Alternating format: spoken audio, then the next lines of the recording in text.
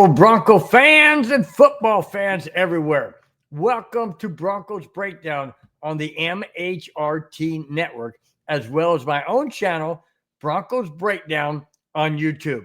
This is a show that is everything Broncos and brought to you with emotion, passion, honesty, and of course, my comments along with yours in the chat. I am your host, Bronco Bill. All right, guys, before we jump into the topics, I just want to wish each and every one of you a very, very happy Friday, for one, a weekend upcoming. And Thanksgiving, guys, is only 2 weeks away from yesterday.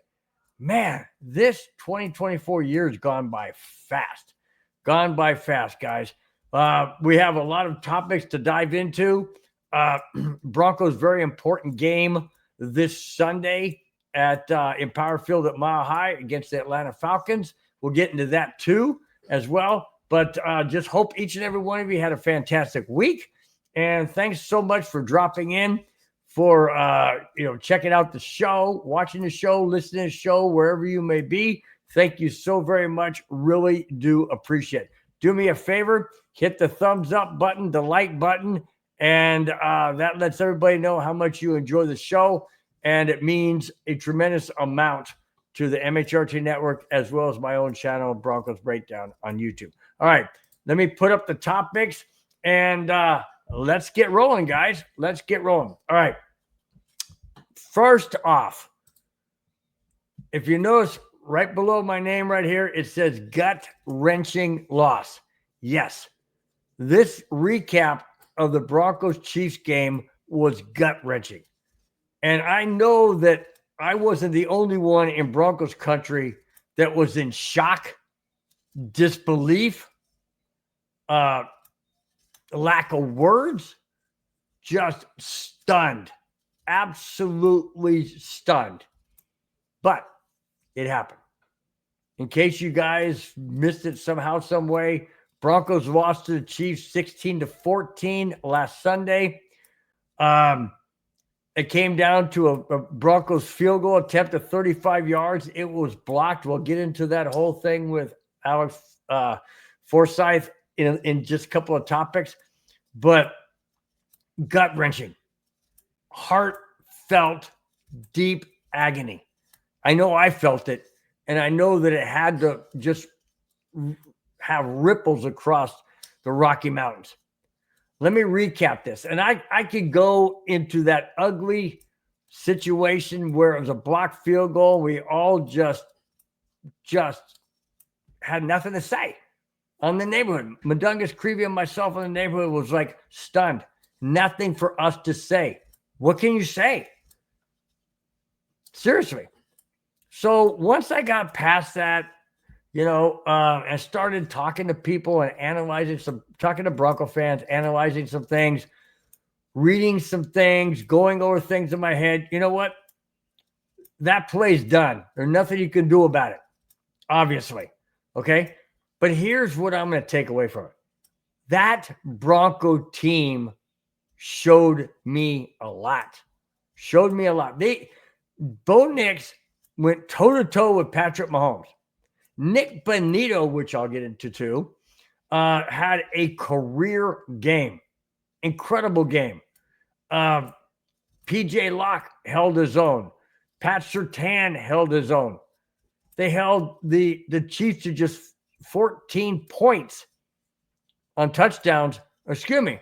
No, one touchdown and 3 field goals. Yeah, just one touchdown and 3 field goals. All right.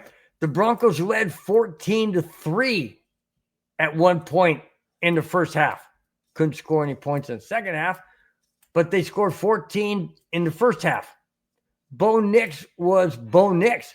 He's getting better each and every week. I'll get into some Bo Nix stuff. If you look down the list, right, I go right over here. Look down the list right over here. You'll see everything from top to bottom. And we'll get into all that, guys. Give me your comments in the chat. I'll definitely bring them up. Really do appreciate it. So that being said, the Broncos held their own. The defense was solid. I mean, there were some plays, obviously, that, Patrick Mahomes is going to make. I mean, he's Patrick Mahomes. There was some phantom calls. There were some questionable calls by the referees. But what it really came down to was the ineptness of Alex Forsyth to hold his own. Like I said, we'll get into that. But overall, looking back, hindsight 2020, just like we lost the Dolphins last year, 70-20, it's only one game, guys. It's only one game. Okay? Yes, this one stings a lot more than a 70-20 loss. When you lose by 50, you're like, we never were in the game. But the Broncos had this game. We did everything we possibly could to get in position to win this game. And it came down to one player. And that's what stings. That's what hurts. That's what no one ever expected. No one ever anticipated. It was perfectly set up and didn't end the way we wanted it to. Okay, let's move on. All right, let's move on. That was that game. Bo Nix was fantastic. Nick Bonito was outstanding. Andrick Estime was amazing. Cortland Sutton, the touchdown catch in the end zone, obviously in the end zone. Great pass by Bo Nix. He made some fantastic plays. Defense was solid. Like I said, just came down to that one play, and that one play hurt.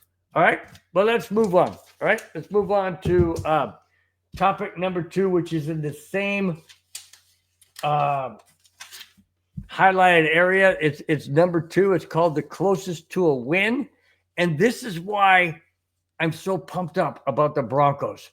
I'm pumped up about the Broncos every year. But the way Bo Nix is playing, and I know, guys, I've said at the beginning of the year I had my doubts because the Broncos in drafting quarterbacks had never been really that good. Brock Osweiler, although he held his own in the year that they won Super Bowl 50. Then you got Drew Lock. He was a bust. And then you had others. So I'm skeptical, but I'm believing now. I'm really, really starting to understand and believe that, okay, Bo Nix is a real guy.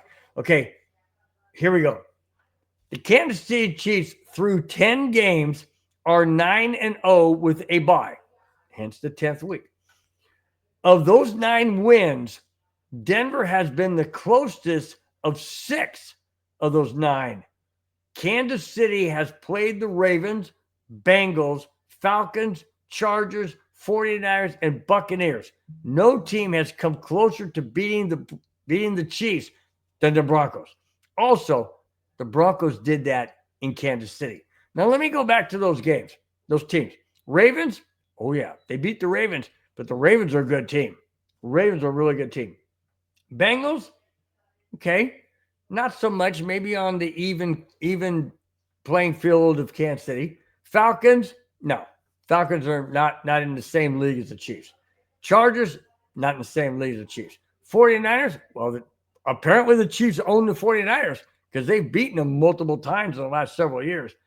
And then the Buccaneers.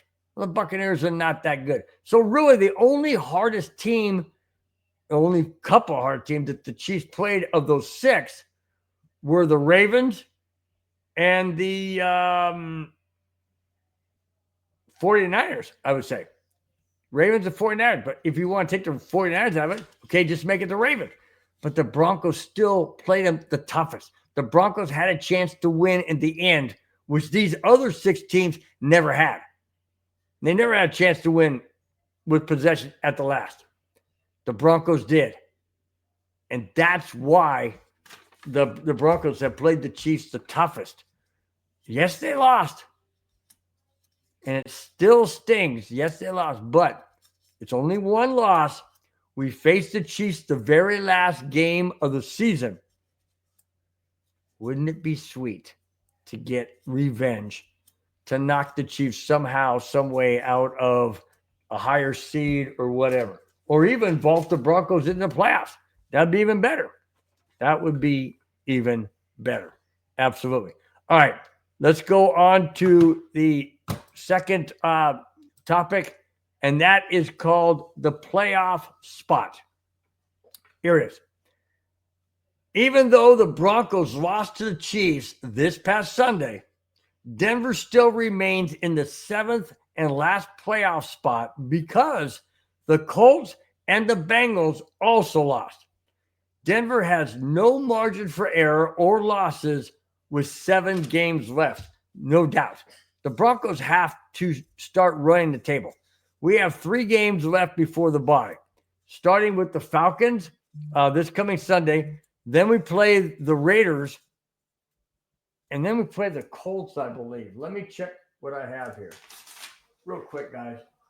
So, yeah, we have the Falcons, Raiders. Falcons, Raiders, and Browns the next 3 games. Okay? So, and then we go into our bye, and then we play the Colts, Chargers, Bengals, and Chiefs. That's going to be a tough stretch.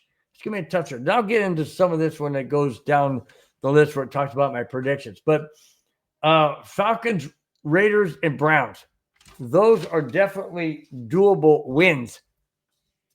But we've had doable wins earlier in the season. We should have beaten the Steelers, and we didn't. So there are doable wins out there. It's just, are the Broncos going to get those doable wins? Or are we going to, take such and such for granted, or such and such a team for granted? I don't know. But it's there for the taking. And first things first. If you look down again below my name, it started out by saying gut-wrenching loss. We already talked about that. It also says bring on Atlanta. Yes, we will get into that. The very last topic. Definitely bring on the Falcons. I think the Broncos have a really good chance of beating them. But, hey, we had a really good chance of beating Pittsburgh, too, and just didn't do it. All right? Now, this is another a 2-spot A and B, so to speak, of topics. This is under the headline, Sean Payton. This one is about Bo Nix. Here we go. Last Sunday at Arrowhead, Bo Nix had one of his best games of his rookie season. No doubt about it. Sean Payton took note of that and had this to say about Bo Nix. I'm impressed with Nix, even in the loss. He's gutsy and poised during the entire game, end quote. Wow, that's high praise. Because Bo Nix, we look at him and we think, man, he doesn't look like a rookie. He doesn't look like somebody that, just came out of college. Doesn't look like that. But Bo Nix is still a rookie, but he is putting up impressive numbers. Very, very impressive numbers. Let me continue. Nix was 22 of 30 for 215 yards and a passer rating of 115.3 against the Chiefs defense. Wow. That is huge, guys. That is huge. For a rookie, go back and look up other rookies that are playing in the NFL from this past year's draft. They're not going to equal that too often. 115.3? No, it's not going to happen. It's not going to happen. Caleb Williams doesn't look that good. He really doesn't. But, Bo Nix, and everybody said he was the most prepared to be, an NFL starter, and he has proven to be that. But this even exceeds my expectations. I never saw this. I mean, everybody touted John Elway when he came out of college and was traded eventually by the Indianapolis Colts to the Broncos. Everybody expected him to be all-world, and it took him a good year or two, good couple of years to really fill in. Bo Nix is blowing the doors off of that. He's exceeding that. All right, let's go into part 2, where where Sean Payton talks about Nick Bonitto and his performance against the Chiefs. Here we go. Nick Bonitto had the best game of his entire NFL career. Sean Payton said about Bonitto, and I quote, "He certainly made the leap. He's getting more snaps. He's getting more pass rush snaps. I think the key for Nick was playing the run and running at him. He's at the right weight now. What he wants to do and how to set somebody up has really helped the Broncos tremendously. End quote. Benito tallied 6 pressures, 2 hits, 3 hurries, and 1 sack of Patrick Mahomes. It might be time to start thinking of a new contract for Nick Benito. I totally agree. You cannot let this guy walk. I know he's got another year under his belt, with his contract. You cannot let this guy go. You cannot let this guy go. I don't care what it is. I mean, what he's racking up in ability at linebacker and just to do what he's doing, and against a team like the Chiefs, who Patrick Mahomes is very elusive, but the Broncos got 4 sacks on Patrick Mahomes this past Sunday. Should have had 5, but there was a phantom call. The referees called against Denver, and it gave the Chiefs a first down. Should have been 5, but it was 4. Still, 4 sacks on Patrick Mahomes, who's very elusive. I mean, that's amazing. And Nick Benito is right there in the mix. No doubt about it, right there in the mix. And I say, do whatever you have to do to lock him up. Because if you don't, and he goes to another team, that's gonna be catastrophic. That's gonna be catastrophic if we ever lose Nick Benito. That is not gonna be good. Not be good at all. Mundungus Creevy is in chat. What do you mean eat my shorts, man? What the heck is that about? Huh? Probably too cold where you are. You ain't got no shorts on. And I ain't eating nothing else. Don't even go. See, you just come in the chat and everything changes, dude. The whole show just goes. It's crazy. You jump in the show, in the chat, and of course I make my comments, and then of course that's what happens because I make my comments. So anyway, eat my shorts. Where'd that come from? I have no idea where that came from. All right. The Kansas City Chiefs did something that they did their homework. Put it that way. They did their homework. Their scouting team did their homework, and it all came down to one play. And that one play, it was basically all the chips into the table. One play, one shot, one opportunity, like Eminem says, and it produced dividends for the Kansas City Chiefs. Here it is. Broncos country was shocked when the game-winning potential field goal was blocked. However, the Chiefs knew something regarding Alex Forsyth. Chiefs linebacker Leo Chanel said, and I quote, "The earlier field goal attempts and extra points showed that Forsyth was light on his feet and the bull rush would work," end quote. So let me paint this picture for you. So Alex Forsyth is lined up on the left side of the line on field goal range, extra point, whatever it is, or not field goal range, field goal attempt, extra point attempt. Line up on the left side. He's flat-footed. He's not lined up properly to take on a hard rush. Well, the Kansas City Chiefs saw this in game film. They saw this during the game on the Broncos' 2 extra points for the 2 touchdowns and the 60-yard field goal attempt that was short and ultimately returned but stopped. That showed the Chiefs that Forsyth is flat-footed, isn't in position to block a potential bull rush. So the Chiefs on the sideline schemed a way that if there was another chance that they would have to block a field goal, attempt to block a field goal, whatever it is, they were going to utilize that knowledge. And unfortunately for Denver, it worked for the Chiefs. Why? Because they saw something. Forsyth was back on his heels. He wasn't leaning forward. He wasn't stationed accordingly with his legs and his feet and his hands.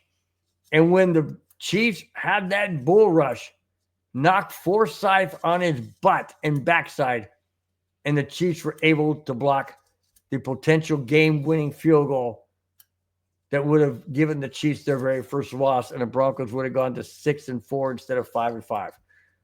That's the difference. Forsythe, in my opinion, needs to go. He has been horrible all year. This has been a pattern. It's kind of like Garrett Bowles of yesteryear, even somewhat this year. Constantly penalties, holding calls, constantly hand to the face, whatever.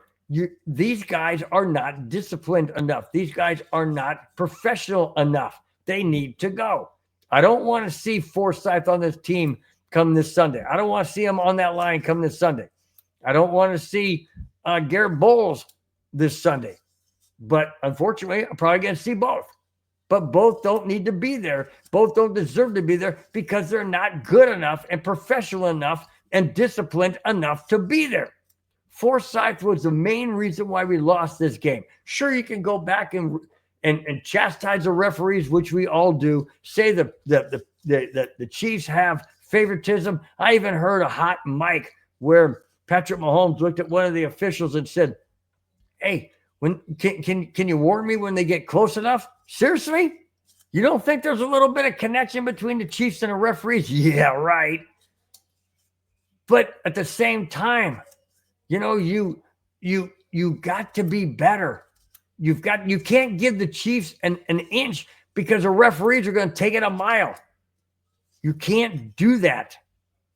And Forsythe was outmatched 100% in the entire game. Chiefs did not use it earlier on. They didn't want to tip the hat. They waited. And you know what? One of the guys at the golf course where I work was a Broncos fan, pointed this out and made perfect sense. The Chiefs have a really good head coach. They have a great quarterback in Patrick Mahomes. They have the referees on their side. They have a really good defense, and they have a really good tight end. It's you got to beat them in all facets. And when you're playing the Chiefs, it's hard enough. But when you have to play the Chiefs and the referees, it makes it even harder. But this game didn't really come down to the referees, guys. It really didn't. Say what you want early on. That's all well and good. But the Broncos had a chance to win this game. It didn't come down to a bad call by the referees. It came down to a bad set, a bad coaching decision to have Forsythe in there, a bad person in there that doesn't know how to set himself up. And that's what it came down to. You can't pin that on the referees. We can't pin that on Patrick Mahomes. But we can pin it on Alex Forsythe.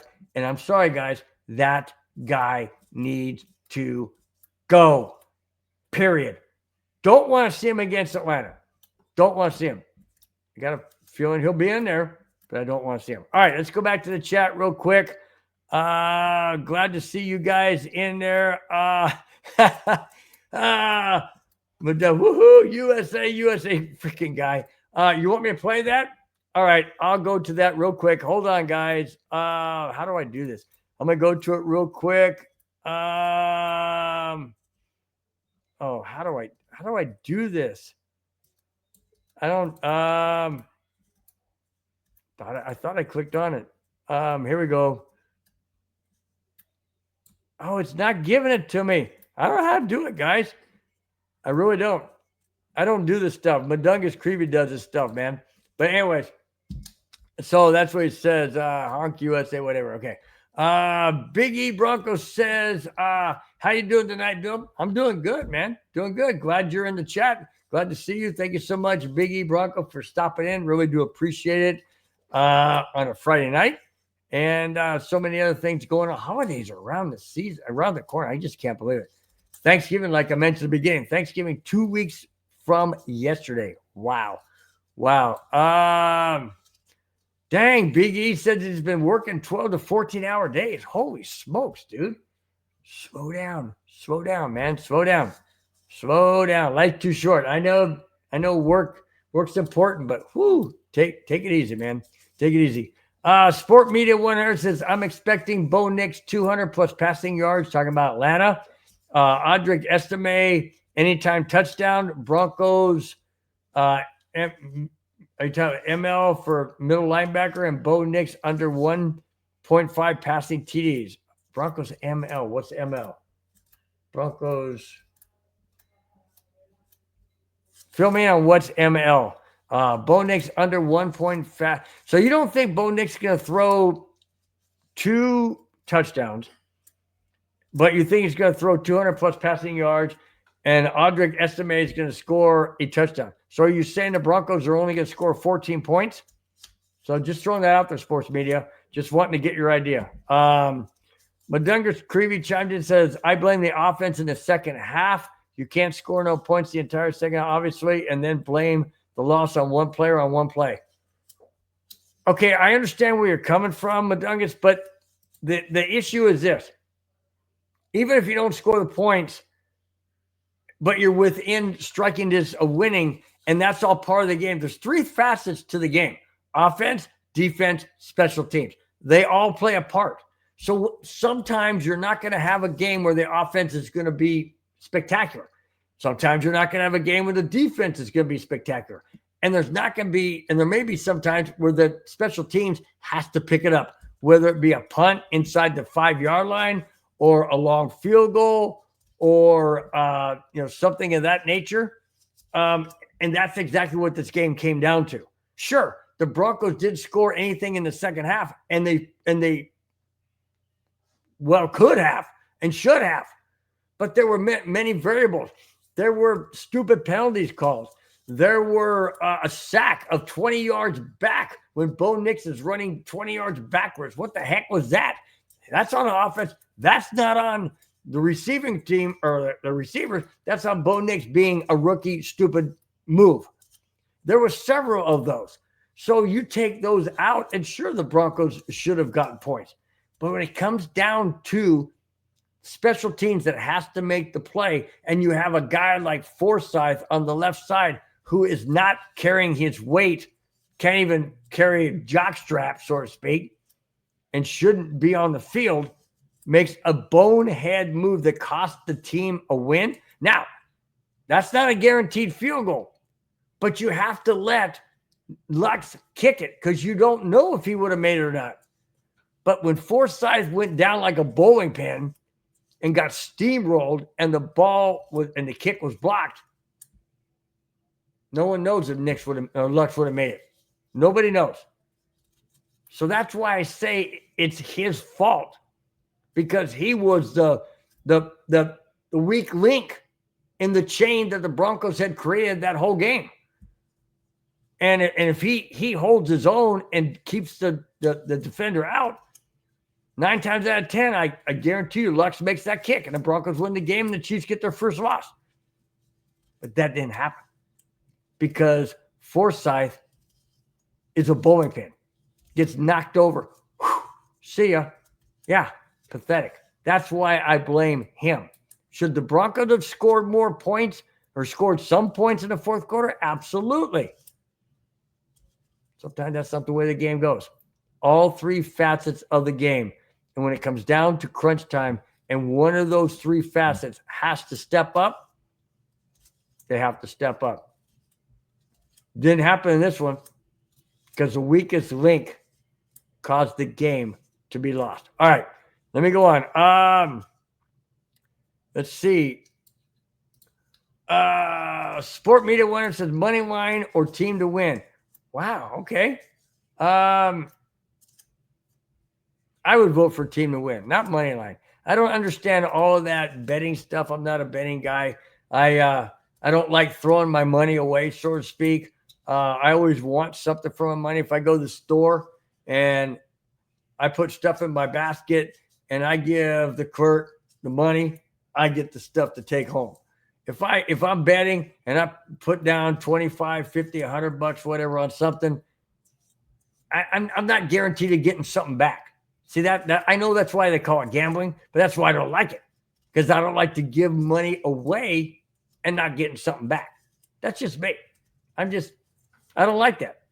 I don't like that a bit. My wife, she likes the casinos and stuff. I don't do that. I just I'll walk around, watch people play in the craps or stuff like that, and look at them and go, yeah, okay, well, yeah. And then watch people put down $100 bill or whatever. And I'm like, fudge, $100. I ain't touching that. No way, man. Give me, hey, you want to throw your money away? Give me the $100. I'll take the $100. Don't worry about it. You're going to lose it anyways. Just give it to me. I can't do that. I just can't do that. Just can't do that. All right. Let's move on. This is I was just going over this last night. Thought it was kind of cool. At the beginning of the season, I always do at the beginning of any season, I always do my predictions, and I'll bring a guest on the show, and we'll do like prediction. We'll run down the topics and things like that, or not topics, but the games that the Broncos will be playing, and we try and predict what the not the score, but who's going to win the game, just straight up, and then tally it up at the end and see where we are. So after 10 games of this season, I was looking at my predictions, and I thought, this is interesting. So let me put up my predictions. Well, let me do it after I say this part, and I'll put it up. All right, here we go. At the beginning of the season, Eric Qualls and I did a prediction show. Now, Eric Qualls is a huge Bronco fan. He plays golf regularly at the golf course. So he's been wanting to be on the show. And he's like, man, I really would love to be on your show. So I brought him on at the beginning of the season. We did the Broncos prediction show. I continue. I said Denver would be 9-8. Eric said the Broncos would be 11-6. Of the remaining games, which are 7, I have Denver winning games against the Raiders, Colts, Chargers, and Chiefs. I also have them losing to the Falcons, Browns, and Bengals. Remember, this is at the beginning of the season. I'm not necessarily thinking they're going to lose those games or win those games. But let me continue. If any of those combinations work out, I will have nailed it with a 9-8 record. Let me show you guys. I'm going to put this up here. See if it can be seen real quick. See on there? Let me get it focused right there. Raiders, Browns, Colts. Okay, Falcons, Raiders, Browns, Colts, Chargers, Bengals, Chiefs. You see where it says wins and losses, right? Now, if that, any combination of those wins and or losses equate to 4 more wins and 3 more losses, I will have predicted the Broncos at 9-8 before the season started. Now, am I saying I'm a guru? No. I'm just saying that's what I thought at the beginning of the season. So far, it's trending in that direction.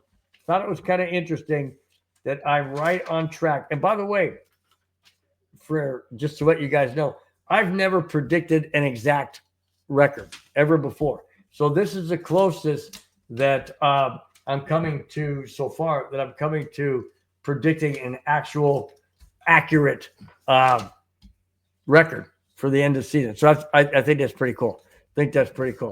All right. We have to pay tribute, or I want to pay tribute to a legendary head coach in the NFL, legendary head coach in college, and that person is John Robinson. Here it is. Former USC and LA Rams head coach John Robinson has passed away at the age of 89. Robinson passed away last Monday from complications of pneumonia. Robinson's USC record is a remarkable 104 wins, 35 losses, and 4 ties. Holy smokes. 104, 35, and 4. That is incredibly remarkable. Absolutely remarkable. Many championships, Rose Bowl games and playoff games of that nature, of winning those games. And just an incredible head coach. Robinson is survived by his wife, Beverly, his 4 children, 2 stepchildren, and 10 grandchildren. A celebration of life will be held following the college football season of 2024. Wow. Wow. John Robinson, age 89, a remarkable head coach in not only the pros, but more importantly in college with USC. An outstanding head coach who knew the game, studied the game, was a student of the game, and a master of the game. John Robinson, may you rest in peace. What a remarkable, incredible head coach. No doubt about it. No doubt about it. All right. Next topic, Bo Nix. Bo Nix is just doing remarkable things as a rookie quarterback. He doesn't even look like a rookie quarterback. He doesn't play like a rookie quarterback. And that's what everybody was saying, that at age 24 that he was going to be the most NFL ready of any quarterback coming out in the draft, this past draft in April. That's very true. And he continues to get better. Absolutely continues to get better. Let me bring you this. Where does Bo Nix stand in the rankings by ESPN's quarterback rankings after week 10? After week 3, ESPN's quarterback ranking had Bo Nix at a quarterback rating of 54.4. After 10 games, he has a quarterback ranking of 82.9. Wow. That is a huge jump in 7 games. He's ahead of Jared Goff, Justin Fields, Geno Smith, Aaron Rodgers, Tua Tagovailoa, Dak Prescott, Caleb Williams, and Gardner Minshew. Now, we have to take some people out of the equation here, okay? First off, Justin Fields is benched behind Russell Wilson in Pittsburgh. Geno Smith, so-so in Seattle. Aaron Rodgers, not so good in New York. Dak Prescott, he's out for the season with a hamstring injury. Caleb Williams, another rookie. And Gardner Minshew, not so much. Jared Goff, okay, he's ahead of Jared Goff. Now, Jared Goff is a veteran. Well, all these guys are, but except Caleb Williams. But Jared Goff's a veteran, but he's a solid veteran. So to be ahead of Jared Goff, to me, that's a good measuring stick. That's a really good measuring stick. I like that a lot. The Broncos are seeing their rookie quarterback develop in a very big way. No doubt about it. Every week he's getting better. Every week Bo Nix is getting better. Can you imagine what this is going to be like next year? Can you imagine Bo Nix after a year under his belt? A full year off season under Sean Payton? The experience he's gotten this year so far, and we got 7 games left. Wow.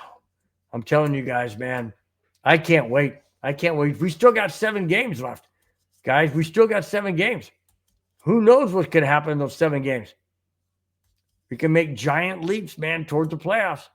We can have a winning record. Would be the first time in 8 years. Oh, I'm excited, man. I'm excited. I don't want to get overly excited. I really don't. I was that way last year. I don't want to be that again this year. But man, I'm liking what I'm seeing. I'm liking what I'm seeing. All right, let's go back to the comments. Darren is in the chat. He says, I want to see us have a 100-yard running back this week. I do too. Thanks so much, Darren, for chiming in on the chat. Thanks so much for watching. Appreciate it. Please hit the thumbs up, like button, subscribe button. It would help tremendously on both MHRT Network and my channel, Broncos Breakdown. Look for that. Look for that right there on YouTube. That's my channel. Really do appreciate it. Darren, I want to see a 100-yard running back as well. If we can get Andre Estime 100 yards rushing, that'd be fantastic. That means the Broncos are controlling the ball. That means we're keeping the Falcons and Kirk Cousins off the field, and all those weapons that they have at receivers.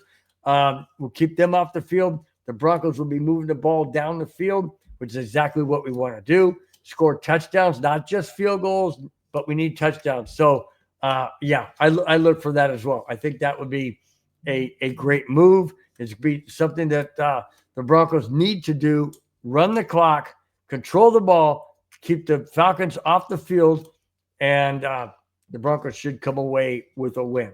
All right, this is a resignation from an assistant head coach in Mike Westhoff. Here it is. 76-year-old Mike Westhoff, assistant head coach to Sean Payton, has resigned due to health issues. Last week, Westhoff began having vision issues and underwent an MRI. After talking to Sean Payton, Westhoff has had this to say: "It's not easy to make this decision, but this was a wake-up call to put my health first. This team is headed in the right direction with a strong foundation and a winning culture. I'm grateful to Sean Payton for giving me the opportunity to contribute to the first-class organization, and I wish the Broncos the very best." End quote. Westhoff resigns effectively last Monday. He has resigned due to health issues, his vision, whatever else may be going on. But I wish Mike Westhoff all the best. Wish him a recovery, healthy recovery from whatever issues he's experiencing. He's left the Broncos in good hands. They're in the right direction, as he said. And it's just unfortunate that he won't be there to see the results of his efforts. But he definitely is there in spirit. And I would dare say maybe some phone call consultations or, comments and whatnot he may be making to Sean Payton throughout the rest of the year. I don't know. Just wish him all the best, whatever he's going through. Wish him, like I said, wish him all the best. Just unfortunate at this point in time, but the Broncos will be fine. They'll move on. Things will, he left them in good hands. Put it that way. Left them in good hands. All the best to Mike Westhoff. All right, John Gruden has a new gig. John Gruden had a new gig. John Gruden was a head coach of the Tampa Bay Buccaneers. He was a head coach of the Vegas Raiders. And now he's got a new gig. Head coach? No. Anywhere in the NFL? No.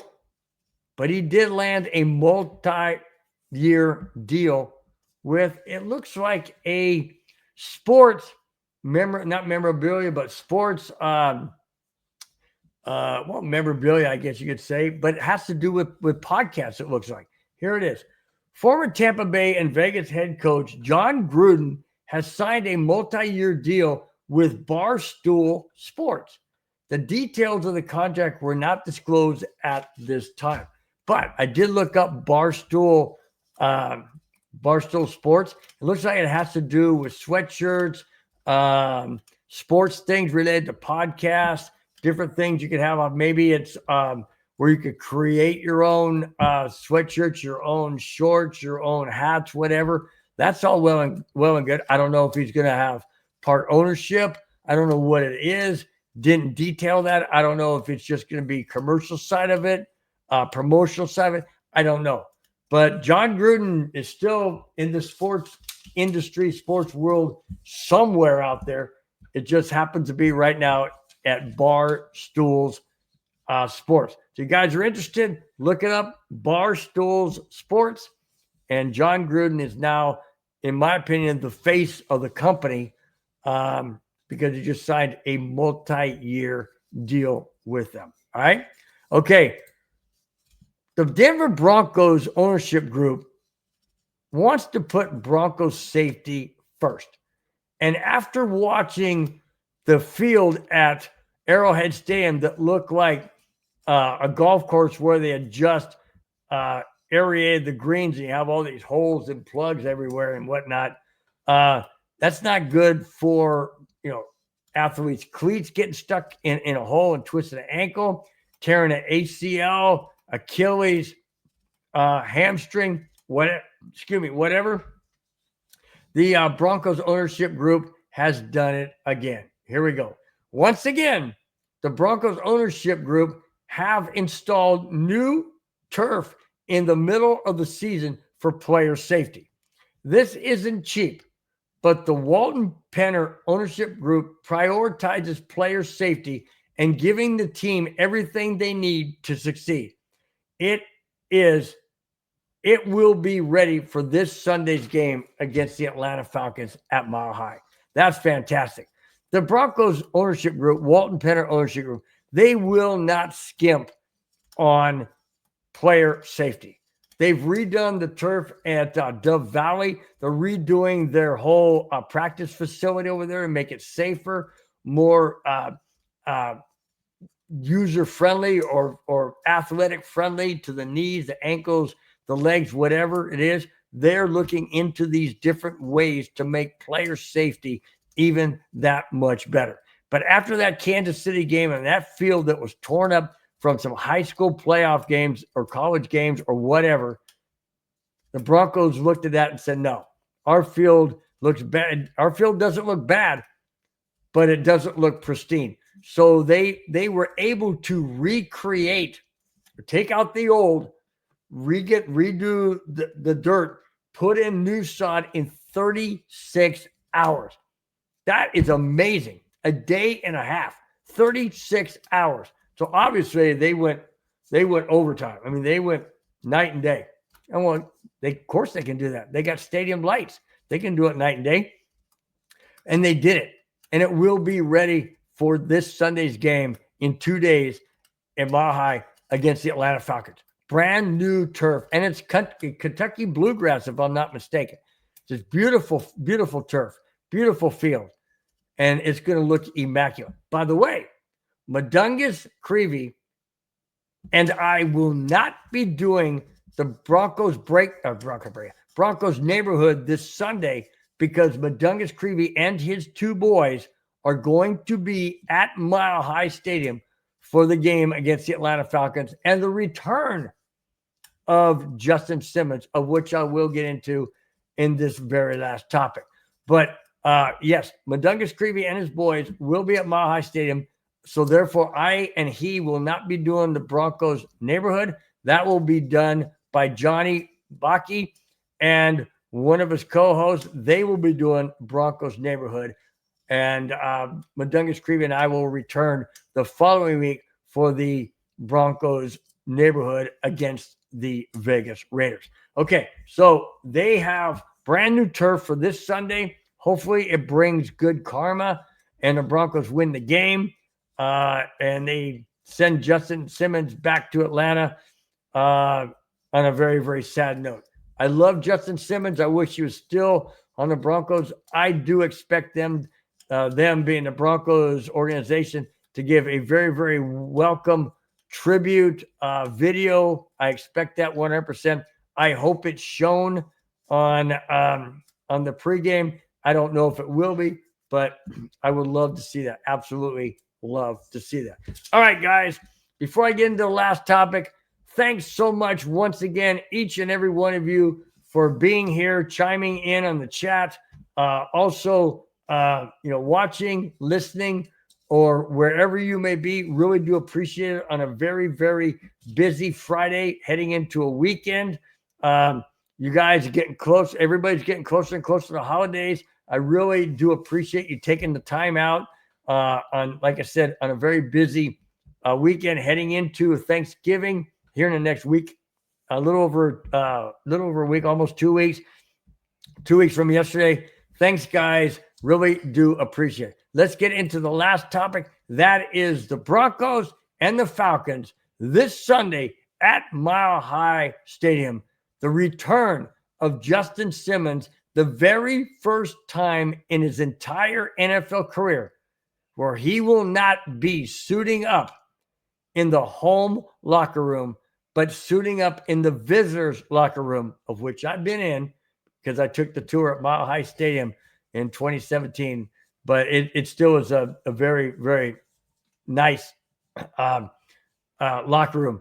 But there'll be the first time for Justin Simmons to be in that locker room, and for the first time coming out onto the field wearing a different uniform, not to the Broncos home fans, although there's going to be a lot of fans cheering for Justin Simmons.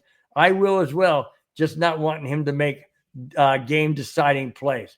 If he gets the interception, that's fine. Just don't have it turn into points. But I do expect a very, very heartwarming welcome back to Denver by the fans of Broncos country, giving him the welcome back.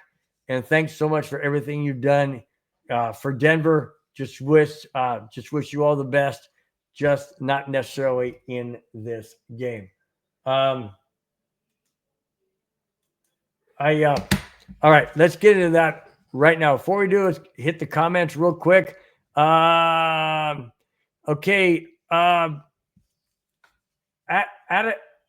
Adister, I don't want to pronounce your last name or your handle name wrongly, so I'll just say Adister says, Barstool Sports is a sports and pop culture blog covering the latest news and viral highlights of each and every day with blogs, videos, and podcasts.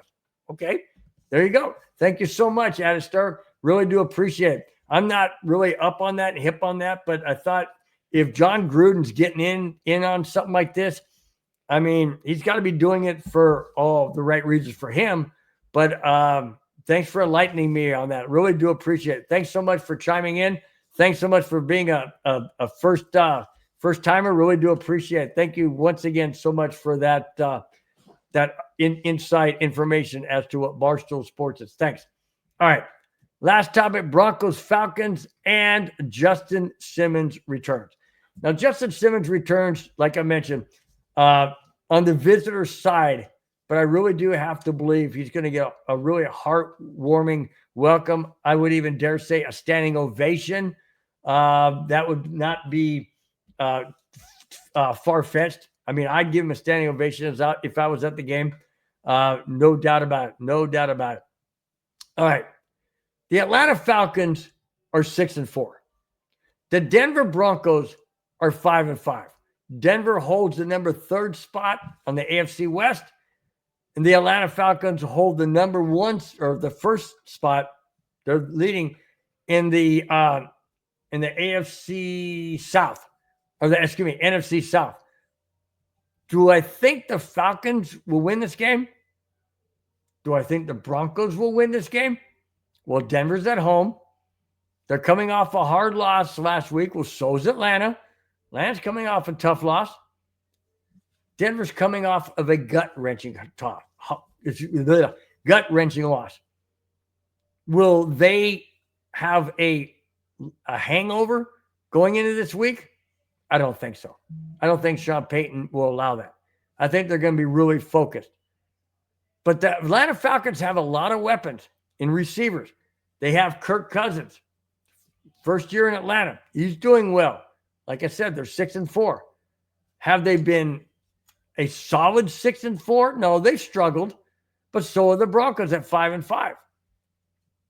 Broncos have weapons as well. They have Estime as a running back. They have Cortland Sutton, wide receiver. They have Vele, tight end. They have Lil Jordan Humphrey, wide receiver. They have Mims, wide receiver. They have Nick Bonito, linebacker. They have PJ Locke, safety. They have Pat Surtain II, corner. Equal on both sides. Is this going to be a blowout game? No way, shape, or form. Not a chance. Not a chance. I don't see this being a blowout game at all. Atlanta has a solid defense, and they got solid offense. Same with the Broncos. Solid defense, solid offense. Something has to give. Are the Broncos going to go to 6-5 and drop the Falcons to 6-5? Or are the Falcons going to go to 7-4 and drop the Broncos to 5-6? Well, on my predictions, like I showed earlier, and I'll put it back up, if you look at the Falcon one, real close, I have it as a loss. Right here. Right. Well, let me go here. Right. Oh, come on, guys. Right there. Right there, I have it as a loss. See the L? I have it as a loss. And that was before the Broncos played their first, 10 games. I don't quite see it that way now. Here's what I say. Broncos need 3 points. In order for the Broncos to win this game, they have to have these 3 points happen. They have to control the ball, run the clock, run Estime, run the clock. Okay? 2, they have to pin the Falcons deep. If they have to punt, they got to pin them deep, inside the 20, inside the 10, inside the 5. They got to pin them deep. And thirdly, they have to play defense like they did against the Chiefs. You've got to blitz. You've got to take out Kirk Cousins. You've got to make him feel pressure, just like Patrick Mahomes felt pressure. You got to do the exact same thing to Kirk Cousins. Now, Kirk Cousins can't run like Patrick Mahomes, but he will do his best to escape. You have to close it down. You cannot let him get out of the pocket. You can't let him check down to second, third, fourth check down. You can't allow that to happen. You got to close it and close it quickly. You can't allow these receivers to have, multiple seconds to get open because Kirk Cousins will find him. Nick Bonito has to be solid. Pat Surtain has to cover the receivers. PJ Locke has to have a shutdown safety because you have to shut down the Falcons' offensive weapons. If you do that, you have a great chance of taking control of the game. Now, on the flip side, the Broncos have to run the ball. They have to use Estime. They have to continually get first downs, not third and long, not second long. You've got to make it second and mid, or it's third and short. You've got to. Otherwise, it's going to be a long day. Broncos can't have that. The Atlanta Falcons have way too many weapons on offense. Kirk Cousins is well seasoned at quarterback. He's not a fantastic quarterback, but he's a manager of the game, and he gets it. You have to neutralize him, just like you had to neutralize Patrick Mahomes, which the Broncos did. You've got to have the same type of game plan for Kirk Cousins that you had for Patrick Mahomes. The only difference is Patrick Mahomes is a magician. Kirk Cousins isn't quite that guy. But you still have to neutralize him because Kirk Cousins is good. He's a good quarterback. He's not a great quarterback, but he's a good quarterback. And he does understand what he needs to do, and he understands the game, and he has weapons to make that happen. All right, before I give you my prediction, let me go to the chat again. Kamani Dixon, what is up, my friend? He says, Bill, I said, what's up, Kamani? Hey, D-Rock says, Big Bill. I say, what's up, Big D-Rock? Kamani follows up by saying, I know I'm late, but go, bro. Hey, it's all good, dude. It's all good. As long as you show up, chat, whether it's live or you go back and watch it once the show's over, and you can go catch it on the MHRT network on YouTube or my channel, Broncos Breakdown on YouTube. The only difference is you're not going to get the interaction from me because it's already been recorded. So thanks so much for chiming in. It's all great, Kamani. I really do appreciate you guys. Kamani, D-Rock, Darren, Adister, we'll get to all you guys when I go down the list one more time before we get out of here. Kamani Dixon says he has the Broncos winning 30-17. I also have the Falcons scoring 17, but I don't have the Broncos at 30. My prediction for the Broncos Falcons game this Sunday, Mile High Stadium, brand new turf, raucous crowd. Justin Simmons coming back to Denver for the first time as a visiting player. I have the Broncos beating the Falcons 23-17. 23-17 Denver. Even though at the beginning of the season I predicted that the Broncos would lose this game, that was only because I didn't know how the Broncos would play with rookie Bo Nix and all that. But I have since changed it to the Broncos winning this game 23-17. All right, before I get out of here, guys, once again, thank each and every one of you for being a part of the show, whether you're watching, listening, in the chat, and whatever you're doing. Thank you so much for taking out an hour and a few seconds of your time on this Friday, right before a busy weekend that you guys are planning. Thanksgiving is around the corner. We thank you so much again, guys, for being part of the show. Without you, this show would not be anywhere close to what it is. You guys, everywhere you are the backbone. I'm letting you know, you're the backbone of this show each and every week. And because of that, I always want to go down and just give a shout out again to every one of those who are in the chat, because you're taking out your time to comment, to chat, to be part of the interaction of the show. I want to thank each and every one of you for doing that. So let me go right down the list real quick. Batting leadoff was Mudungus Creevy, followed by Big E Bronco. Thank you so much, Big E and Mudungus. Sports Media 100, thank you so much. Darren, first timer, thank you so much. Alistair, thank you so much for your explanation of Barstool Sports. Thank you so much.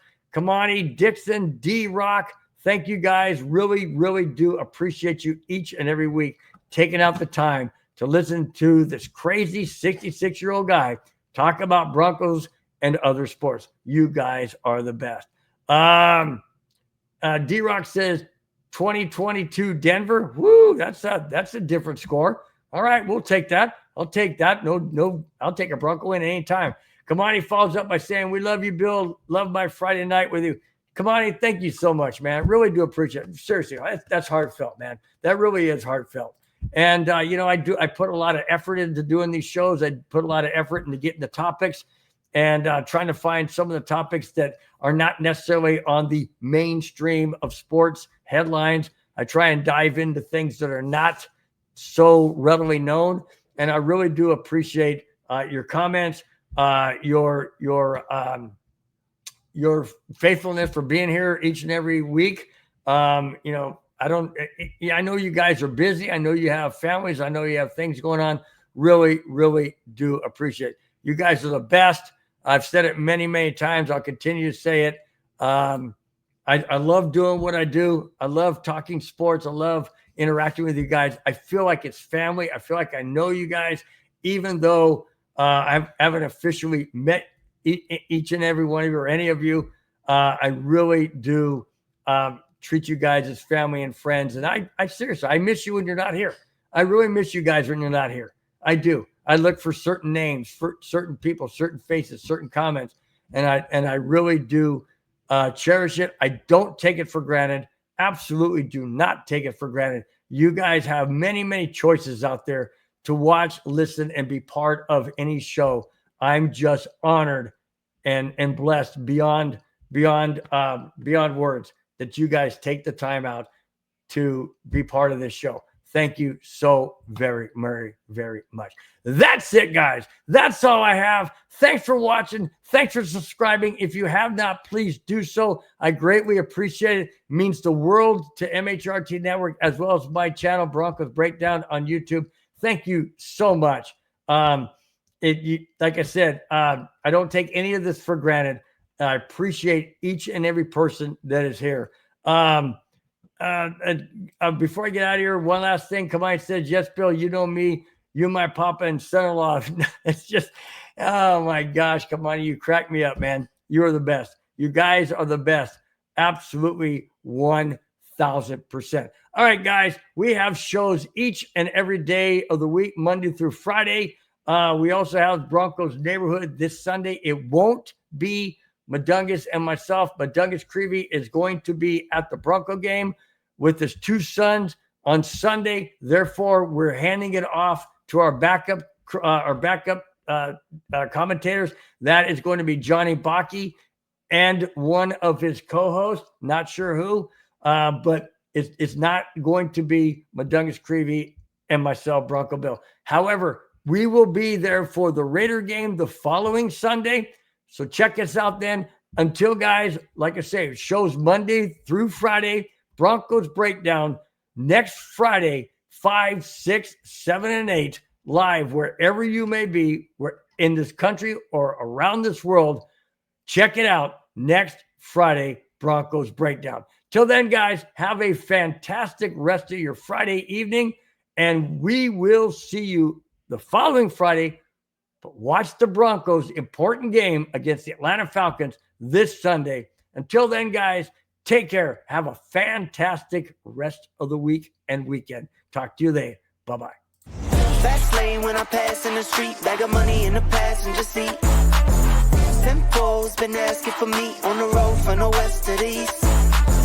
Way up, I might never come down, cause the coast racking up the flight miles.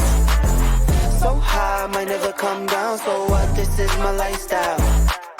Wait a minute, work hard for the car, so that's why it's all tinted.